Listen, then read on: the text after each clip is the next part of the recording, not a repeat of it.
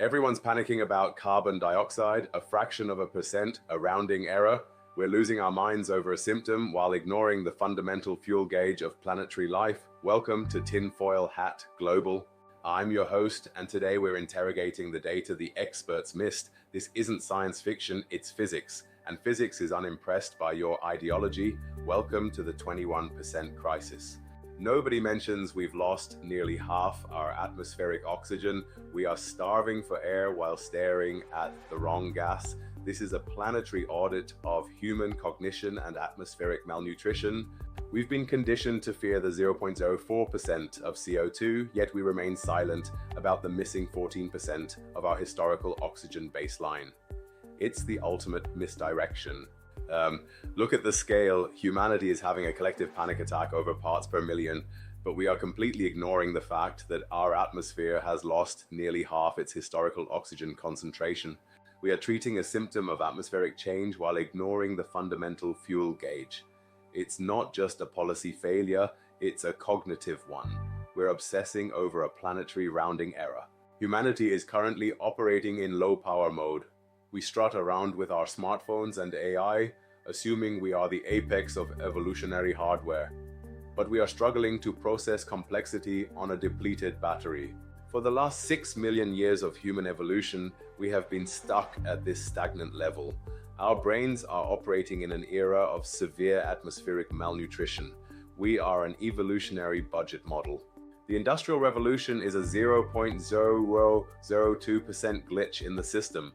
We inhabit a fraction of a percent of Earth's timeline, yet we arrogantly assume the current atmospheric mixture is the correct one. It isn't.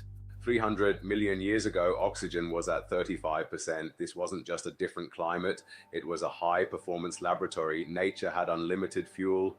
The Carboniferous prime was peak biological output. Imagine dragonflies the size of hawks. They weren't monsters, they were the natural result of a high-octane atmosphere. Insects didn't just survive, they conquered the sky. Today we are in budget mode. We are living on the rusty remains of a planetary sports car. Over 50 million years, the Earth literally rusted. Oxygen bonded with iron, locking the fuel away. We are breathing the leftovers of a neglected Chevy. Look at the specs. 35% was maximum fuel, 21% is low power mode. We have melting ice caps and we're struggling to complete tax returns because we are suffering from atmospheric malnutrition. The human brain is a supercomputer running on fumes. Brain fog, shortened attention spans, chronic fatigue. It's an oxygen deficit in the prefrontal cortex. Our brains are merely surviving, not thriving. Ever wonder why social media comment sections are a disaster? Perhaps it's not a societal decline, it's simply an oxygen deficit. We are literally too oxygen starved to process modern complexities. But NASA has the cognitive data. At higher oxygen levels, reaction time improves by 20%, working memory expands, executive function becomes sharper. We instantly become highly competent high performers. Clinical proof: hyperbaric oxygen therapy administered to elderly subjects showed a permanent 5% improvement in global cognition. Supersaturating the blood with oxygen upgrades the biological hardware. There is an evolutionary sweet spot. We are currently hugging the rust-orange baseline of bare survival. The Cayenne Peak is where we belong. Beyond that, the toxicity cliff. We are operating in the danger zone. And here's the irony. While we panic over carbon, plants treat our emissions as an all-you-can-eat buffet. Increased CO2 drives aggressive photosynthesis. Climate change might be Earth's way of restoring the fuel gauge. Worried about AI? What if the ultimate answer isn't better code but better biology? A hyper-oxygenated human brain could inherently upgrade to meet the challenge. The Earth might be sending us a cognitive update via airmail. Step back. The planet will be fine. It operates on timescales we cannot comprehend. The Eocene benchmark thrived with 2,000 ppm of CO2. It is pure irony that a species inhabiting 0.02% of history thinks it can break the system.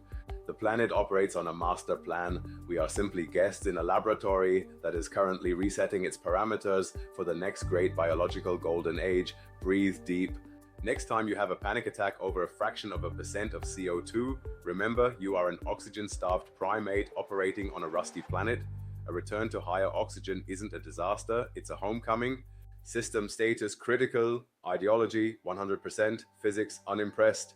Subscribe to Tinfoil Hat Global for more news from reality, or just keep breathing at 21%. Stay cognitively flexible. Out.